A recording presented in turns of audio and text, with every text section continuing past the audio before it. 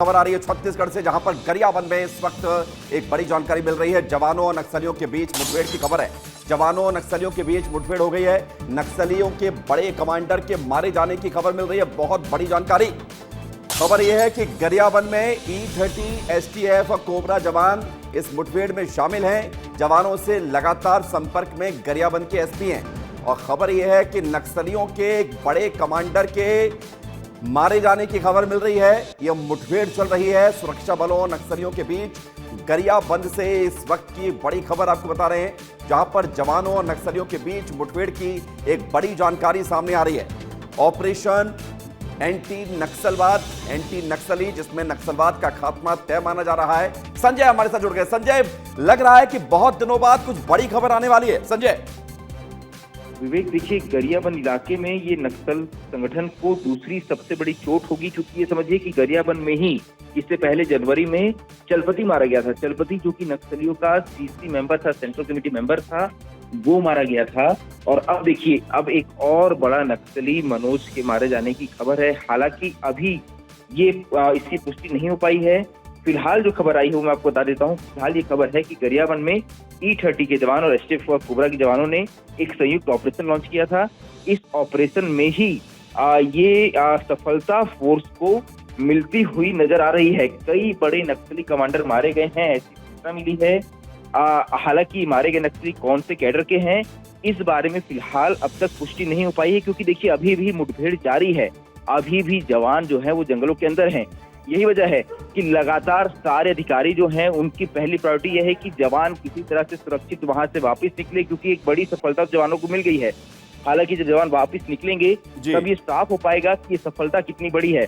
मैं बस अब मेरे यूनिट ऑन हो गई, तो आप लाइव ही मेरा ले सकते हैं। मैं लाइव फ्रेम में कुछ देर में नजर आऊंगा। बिल्कुल संजय, हम आपका लाइव लेंगे, जानकारी लेंगे, खबर बताएंगे। आप हमें ज्यादा बता ही रहे हैं कि इस पूरे घटनाक्रम को लेकर क्या बड़ी खबर है। संजय से हम दोबारा कोशिश करेंगे, जुड़ेंगे, लेकिन बड़ा अपडेट ये है कि नक्सलियों के बड़े कमांडर के मारे जाने की खबर मिल रही है। ये एक बहुत बड़ी जानकारी गरियाबंद से हम आपको बता रहे हैं। संजय जुड़ गए।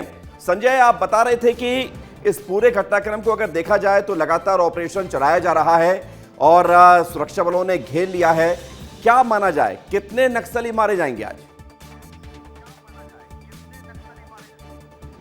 जो जानकारी आ रही है कि 8 से 10 नक्सली मारे गए हैं, लेकिन सबसे बड़ी खबर ये है कि मोडेम बाला कृष्णा, जिसे हम बालन्ना के नाम से भी जानते हैं, जो कि सेंट्रल कमेटी मेंबर है और उड़ीसा राज्य कमेटी का ये मेंबर है, वो इस एनकाउंटर में मारा गया है। मोडेम बाला कृष्णा बहुत महत्वपूर्ण नक्सली था। ये वारंगल जिले का रहने वाला था और समझिए विवेक, इस साल जो है नक्सल संगठन को जो नुकसान पहुंचा है, 5 सेंट्रल कमेटी मेंबर मारे गए हैं। अगर ये मोडेम मारा गया इसके साथ, इससे पहले आपको याद होगा कि इसी गरियाबंद के जिले में चलपति मारा गया था जनवरी में। इसके बाद 21 मई को मारा गया बसो राजू, जो कि नक्सलियों का महासचिव था, सबसे बड़ा नक्सली था। इसके अलावा आपको याद होगा कि झारखंड में मारा गया था विवेक, और फिर उसके बाद मारा गया गौतम।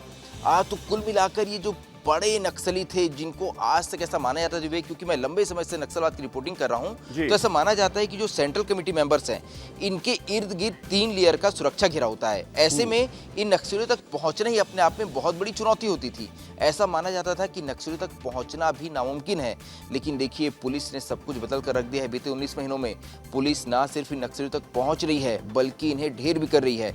भालूडिगी की जंगल जो है, मैं इस बारे में बता दूं, गरियाबंद जिले में ये उड़ीसा से बिल्कुल लगा हुआ इलाका है। यही वजह है कि ये सारे नक्सली जो मारे गए, चाहे हम चलपति की बात करें, चाहे अगर मनोज की फिलहाल कंफर्मेशन नहीं हो पाई है, लेकिन ये सारे नक्सली जो हैं ये उड़ीसा राज्य कमेटी के नक्सली हैं।